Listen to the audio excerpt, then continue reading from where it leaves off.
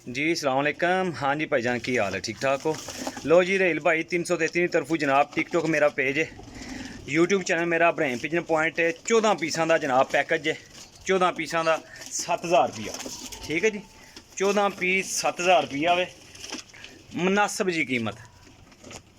14 piece भाईजान, 14 piece 7000 रुपया। Number मेरा 0307 1539 639। Call and WhatsApp. परिंदे बिल्कुल यंग ते कीमती परिंदे, इतने मुनासिब कीमत, यानी कि 500 रुपये पर। गोल्डन पीस वेखो, ठीक है जी।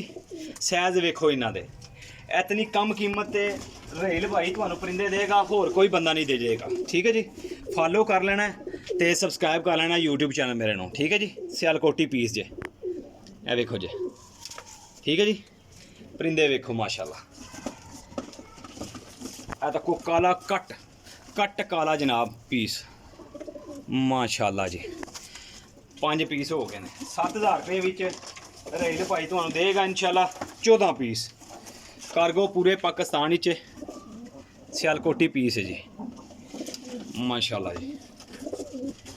जेड़े भाई यकीन करन ना, वो बेशक मेरे नाल रबता कर लैन, क्योंकि चीज़ अच्छी और कीमती, मुनासिब कीमत है दोस्तों। माड़ी चीज़ नहीं देनी है।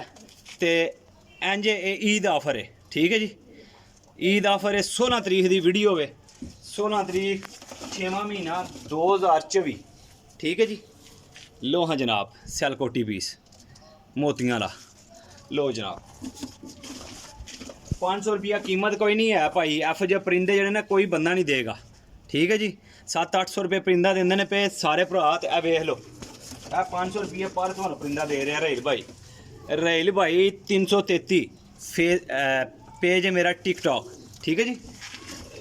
लाजम फॉलो कर लेना यूट्यूब चैनल मेरा इब्राहिम पिजन पॉइंट, ठीक है जी। ए वेखो जे, माशाल्लाह वेखो जे। लो जनाब,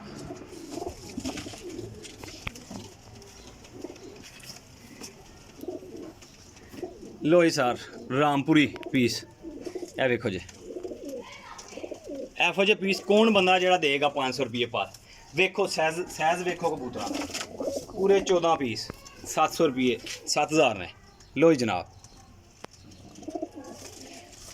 सारे लैन वाले भार रबता करनगे। चस्का पार्टी तो माजरत है, ठीक है जी। जेड़े भरा चस्के वाले ने वो बेशक भाई रबता ना करियो जे। 14 पीस 7000 रुपये दे। नंबर मेरा 0307 1539 639। Call and WhatsApp. पूरे पाकिस्तान में इंशाल्लाह कार्गो हो जाएंगे, ठीक है। ए वेख लो जे।